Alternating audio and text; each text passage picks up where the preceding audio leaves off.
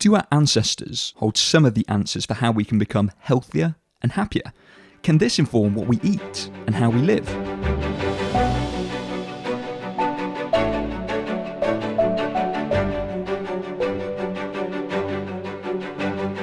I'm James Hewitt, and this is High Performance Talks, a show dedicated to finding inspirational ways to improve performance through better health and well-being. In each episode, you'll hear personal stories from high-performing individuals, ranging from top executives and entrepreneurs to world champion athletes and scientists. In this episode, I'll be talking to Dr. Tommy Wood. Tommy is a medical doctor and research scientist with a PhD in physiology. In addition to having a lot of letters behind his name, Tommy is also a member of Hintsa's Science Board. In this wide-ranging conversation, we discuss how diet and lifestyle can impact health, injury, illness and disease, as well as talking about the different schools of thought when it comes to nutrition. Tommy, thanks very much for joining us and speaking to us today. You've clearly got a passion linking science and sport, science and health, how diet and lifestyle can impact health, injury, illness, disease based on science. You've published in relation to nutritional approaches to sports performance, metabolic disease, as well as studying ways to treat babies with brain injuries. What on earth was it, or who was it, that inspired you to study and practice in these diverse areas? I guess the formal answer to your question, it usually involves the degrees or the training. So I started with a degree in biochemistry. I then went to medical school. I worked as a doctor for a couple of years. Then I went and did a PhD. And during that time, developed a relationship with a company, which I'm now the chief medical officer of, that works with athletes, mainly athletes, but also some people with chronic health issues to try and basically optimize performance, optimize their health.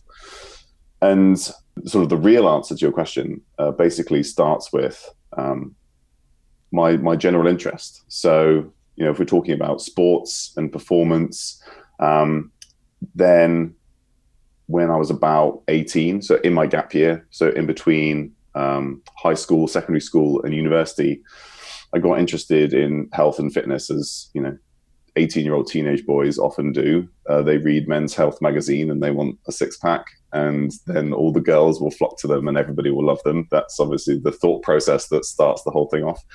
And so then, being slightly geeky, I'd say, I just did a lot of reading, and it started with magazines, but then expanded into books and journal articles and things like that.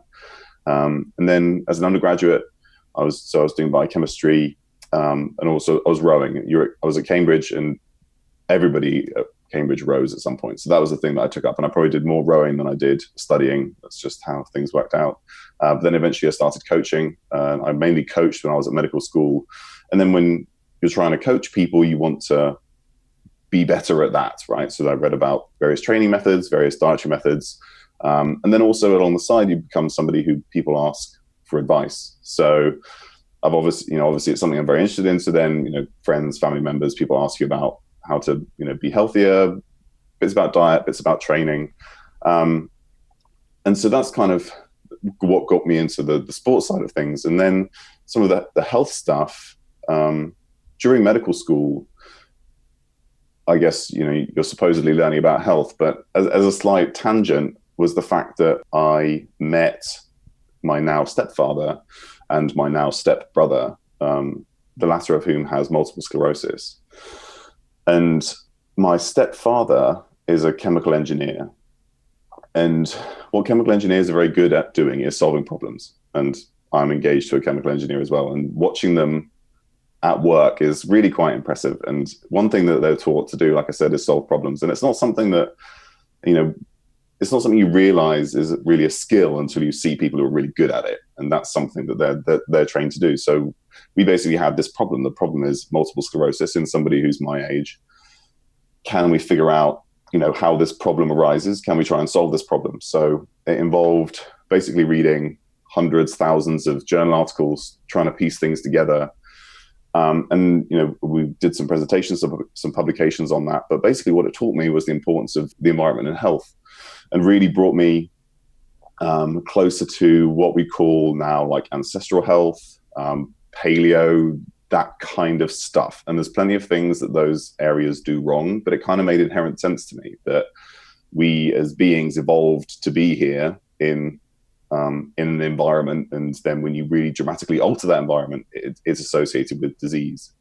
And so bringing all of those things together has kind of led me to where I am today. And it's actually, I think, I can think of lots of random encounters that kind of resulted in this. So when I wanted to go to university, I was set on going to Edinburgh to study artificial intelligence. They had the best artificial intelligence course in the world, and that's what I wanted to do. I knew nothing about computer programming. I knew quite a bit about computers, but that's what I wanted to do. And then I went there, and I was so deeply unimpressed during the open day. For whatever reason, it just didn't speak to me. And then I thought, well, I've been learning biology at school. You know, I'm sort of like 16, 17 this time. I've been learning biology at school. I had this great teacher. I really like it. I'm going to do something biological. So then that was it. I went to do biochemistry. And then when I was finishing up my biochemistry course, a friend of mine who was on my course said, I don't really know what I'm going to do next. I think I'm going to apply to medical school. And I was like, oh yeah, I'll do that. Sounds interesting.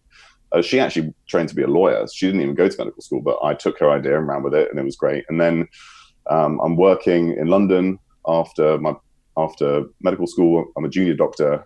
I go to my mum's wedding, and I meet a professor who I'd previously done some work with as an undergraduate.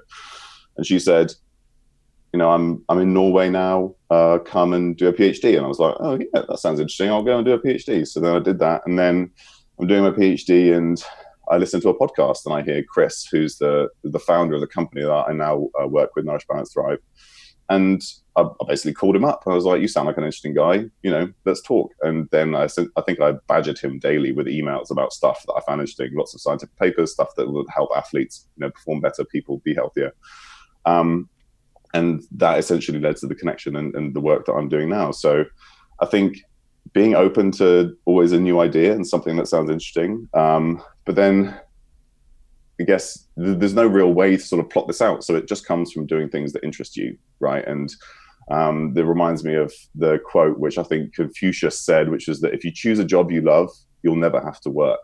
Right, and that's essentially what it is. Yeah, well, it's interesting because you know, it sounds like you handed Chris to get involved there, but you know, we actually approached you at Hintsa. You're a member of our science board, and you know, one of the reasons that I was really keen to work with you and get you on board is that you have this you have an open mind, this multidisciplinary approach. You see connections between different areas. That's obviously a hallmark of our model. You're summarised in that circle of better life, but you know, one of the principles which seems to be kind of growing in recognition in the sporting context is this idea of periodized nutrition, that you will kind of eat according to the demands of training or the particular time. And I wonder whether, you know, there's a need for that principle of periodized eating, kind of eating to our needs in a more mindful way, could or needs to cross over to a more general population, because you know, so often I think, again, we eat for convenience, we eat for comfort, and you know, that's not necessarily always a bad thing, but actually I think rarely we eat thinking about, you know, have I exercised recently? You know, do I need to eat according to that? Is this going to be a more sedentary day? You know, if you've just been kind of on an hour and a half kind of spin bike session in the gym, you know, you can probably afford a few more refined carbohydrates. But you know, for most of us, we can be chugging that down and sitting at our desk for 8 hours. But you know, is this idea of kind of periodized nutrition, eating to needs, not just eating because the food is there, something that kind of you use? Have you got some thoughts on that and how it might be adapted to a more general population? Yeah, absolutely. And that's something, you know, periodizing macronutrients, say, and, you know, carbohydrates is the easy one to focus on. So macronutrients are basically the building blocks of your food, of the calories that you eat. And the basic ones people, I'm sure, will have heard of are protein, carbohydrates, and fats. Those are the three that we tend to focus on. As the sports science evolves, we have a fourth macronutrient now, which is exogenous ketones, that people, again, are getting very excited about. But those are kind of the basics, and manipulating those, you know, so protein and carbohydrates for, you know, particularly for performance, that's something that the sports science world has focused on for a number of decades now. And can be very powerful, changing those to needs and to training. But transferring that over to the general population, I think, is very important. And, again, decoupling ourselves from that kind of the societal expectations of food, which is 3 square meals a day.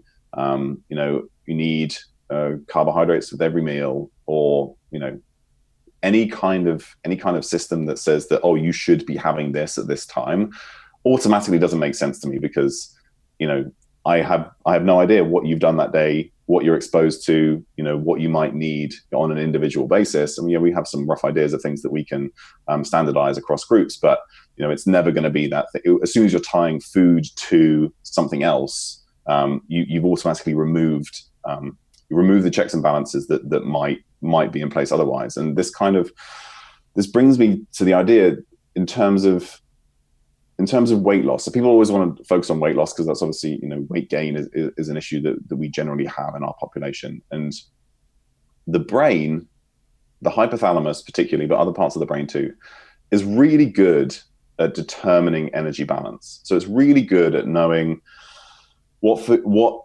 is coming in, what's going out, how much it needs.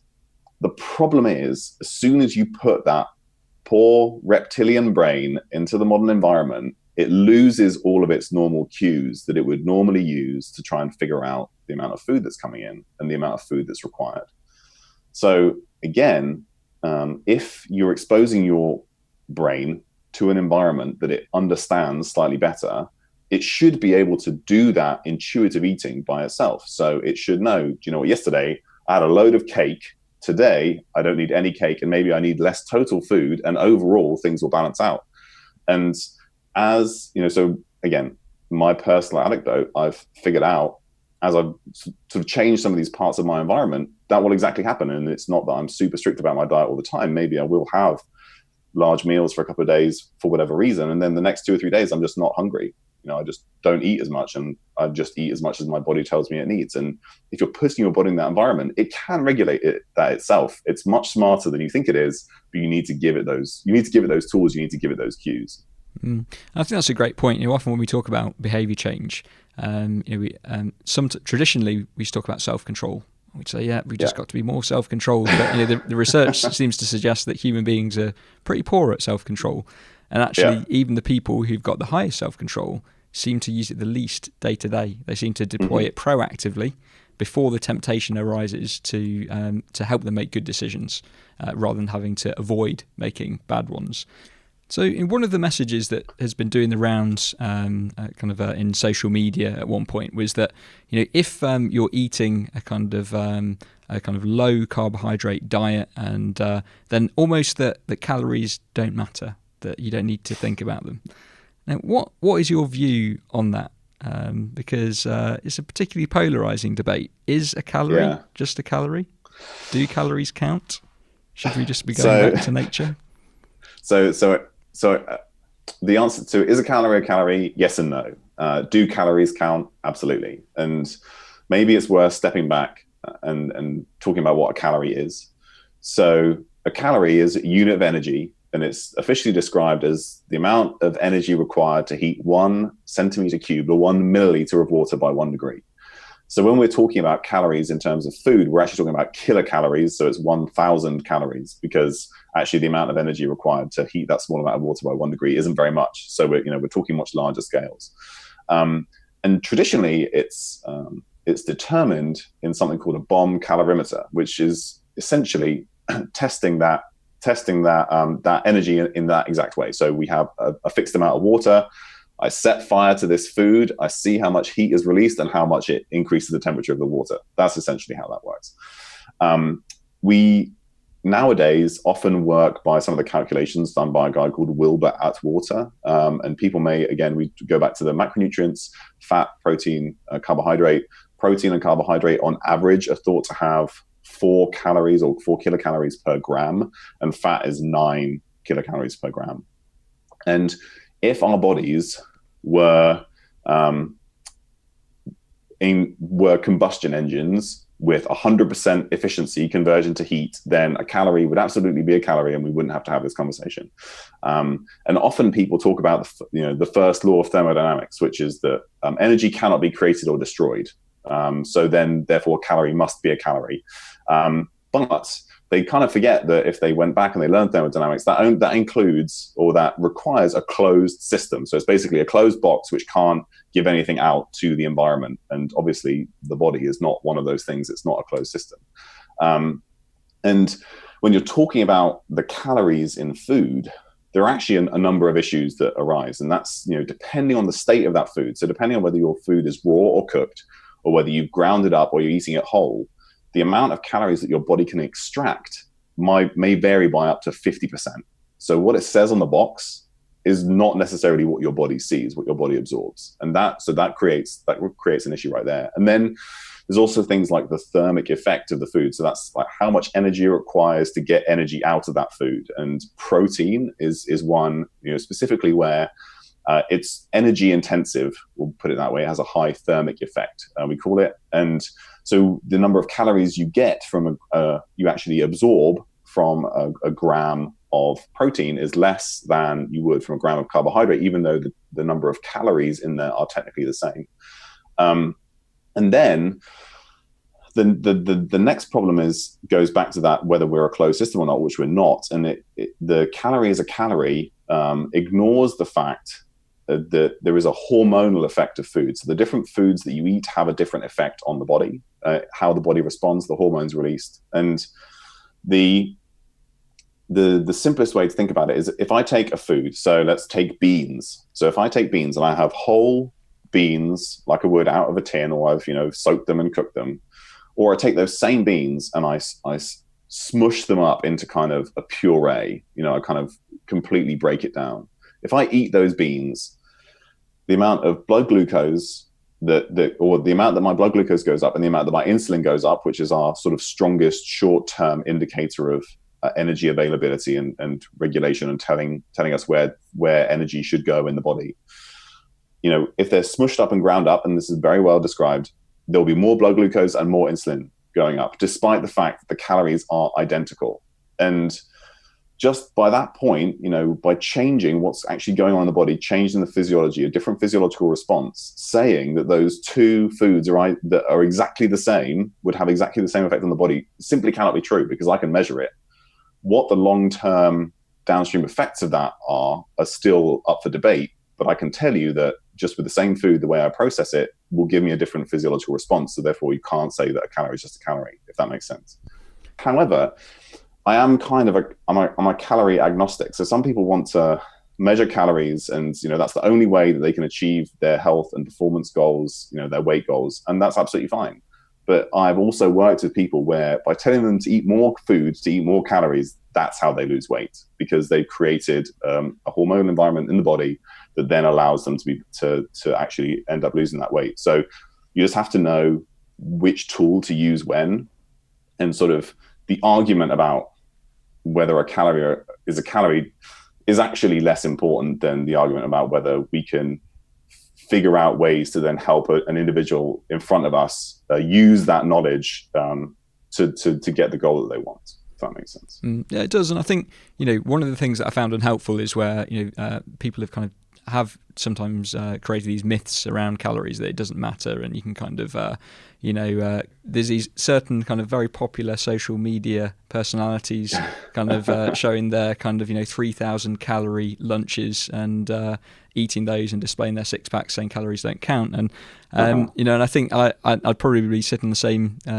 same fence with you on both sides of that debate. And it's interesting. There was one individual that a colleague was working with who had that experience of increasing calories and losing weight. But actually, one of the things that they found in that case was that they had been restricting calories so much that it had really promoted their sedentary behaviour.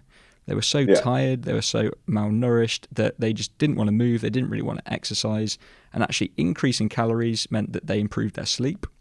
They also improved, they were more active, and it just created that state of being closer towards a state of well-being that enabled them to improve their body composition, and part of that involved losing some weight. But there's always a risk when we chat that we can get stuck in the source code. And there's a potential that some of the listeners have drifted off and checking their phones and maybe Googling the laws of thermodynamics at this point. But the rubber hits the road when we play the game. And one of the ways that people try to play the game is sometimes by finding a diet that might help them. Mm-hmm. There's all kinds of diets getting increasing amounts of press. There's paleo, ketogenic diets, low carb diets. Before we rip them apart, what are the good things about these approaches? What can we learn from them? So again, I think all of these, maybe not every diet under the sun, but there's many different diets, and they absolutely have their place in certain scenarios. And I've used them, all the ones that you mentioned plus more, depending on the person in front of me. And the thing that usually happens when you adopt one of those diets, say we talk about paleo or low carbohydrate, or I would also include like a whole food, plant-based vegan type diet. That's obviously something that comes in and out of fashion. And what usually happens is you remove some of those processed foods that are causing issues, that are preventing your body from being able to regulate its calorie intake, if you want to call it that way, energy balance. And so in the low carbohydrate diet and keto diet, it's more of you're removing the refined carbohydrates, the refined grains, which can cause issues. You're usually removing some of those like industrial seed oils, margarines, things like that, which just aren't a food that we would normally have been exposed to. So we often get an improvement in diet quality. Not always. You can always find a way around, and people do that. You also usually create a spontaneous caloric deficit, and that may be partly because you've increased food quality, so that usually involves a decrease in calorie density, and you have more fiber, more water content in the foods that you're eating, but also you've restricted food choices, so therefore you restrict the amount of food that you can include in your diet, and you just spontaneously decrease caloric intake, and that is part of the benefit of some of those diets. And one of the other things that I think is increasingly important, and the messages are often oversimplified, but a lot of those diets, so we're talking paleo and some of the plant-based diets specifically, they focus on animal welfare and how our agriculture affects our society and our environment. And it's definitely not as simple as farming animals is bad for the environment, which is kind of the message that often comes out. But those people do tend, in their own way, they focus on animal welfare, farming methods. In the paleo community, people are talking about making sure that you're eating, cows that are well raised, are outside eating grass, or you're not eating factory farmed chicken, which is basically just stuck in a barn and it can't move. And so they're focusing on animal welfare as well, which is, seeing as we're not going out and hunting these animals ourselves, I think that's something that's important for us to focus on too. So those are kind of the good things that end up happening, and that's why you might see benefits. So, I mean, one of the personally, you mentioned it creating this spontaneous calorie deficit, and I like to do a lot of N=1 experiments on myself, and that's certainly one of the things I found. And just to bring it to a practical example, I was eating sandwiches at lunch. I experimented with a low carb diet for a period of time, another cycling related venture, and so that meant that my sandwich at lunch got replaced with a salad. So I eliminated that bread having a lot of calories in it for each unit.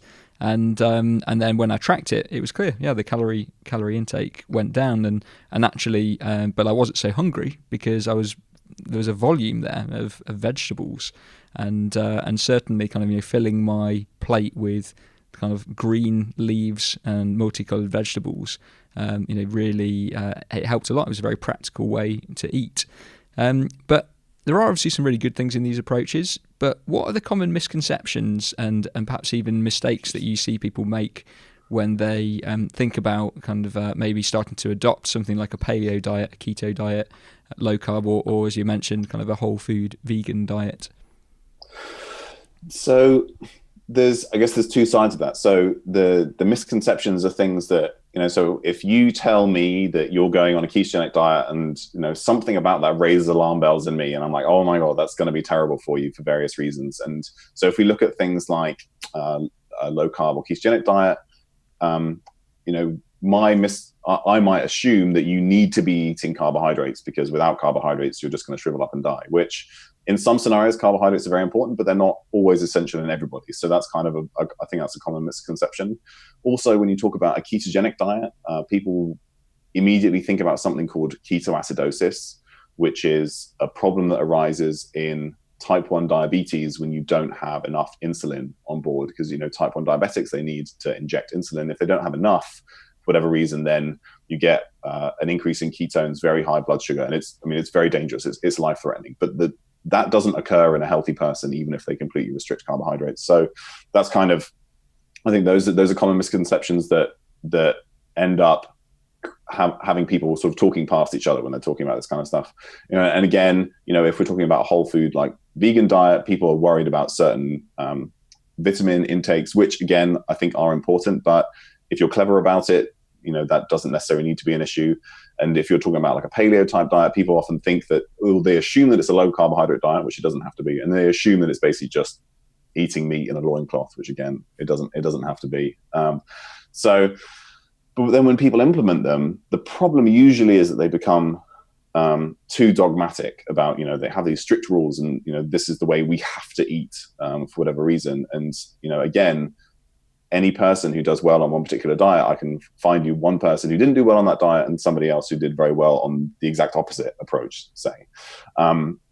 But, you do have to acknowledge that for some people, being very strict and dogmatic is what helps them adhere to a change. It helps them, create that behavior change. So, it depends on what that person needs.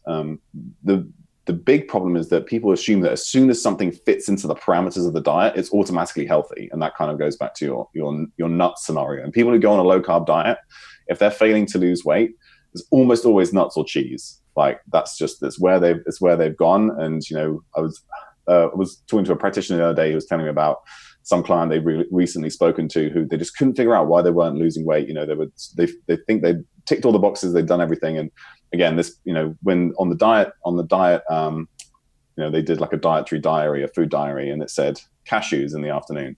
This person was eating like a Costco bag, like 6,000 calories of cashews, right? And then you wonder why they're not losing weight. So the issues there are things like, so gluten-free is very popular, but if you're removing gluten and you're just eating gluten-free brownies and cakes and, you've literally made no difference there. Like you're eating it's just the same stuff. It just comes from a different source. So gluten-free doesn't automatically make something healthier, which some people assume.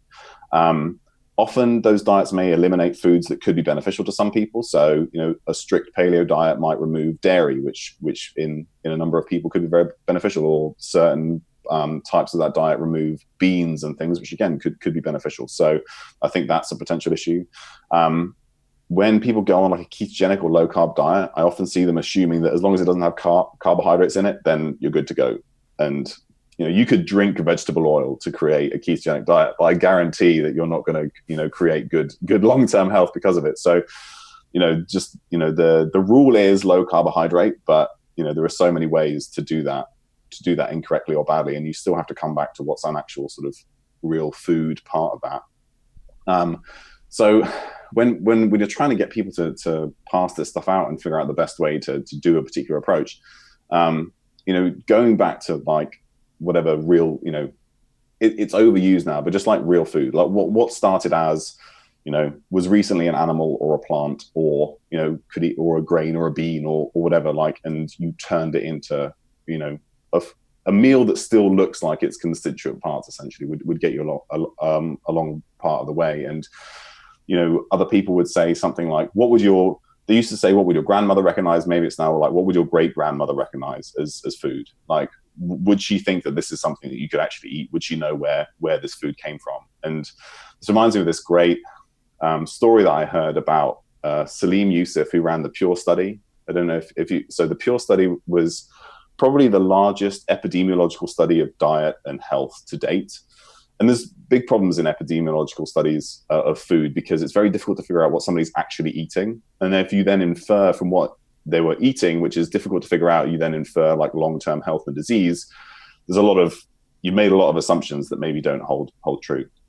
But he basically found that our fat intake doesn't really affect our health. And so particularly saturated fat doesn't seem to be associated with any negative consequences. Again, it's an epidemiological study, so it has some issues. But when he took the results to his mum, and this study was massive, 18 countries, tens of thousands of people, highly anticipated, and he took the results and he mentioned them to his mum, and she said, "Why did you even bother doing this study? Our mothers have been telling us about this approach for decades, which is basically just the food that you eat has some fat in it. Don't worry about it." And he was, that it kind of boils down to that, right? We can try and understand this, manipulate the source code, dig down into all of these individual, micronutrients, macronutrients, everything in our food, but in reality, the answer is going to come out to something like, well, what did your grandmother eat? And if she was healthy, and my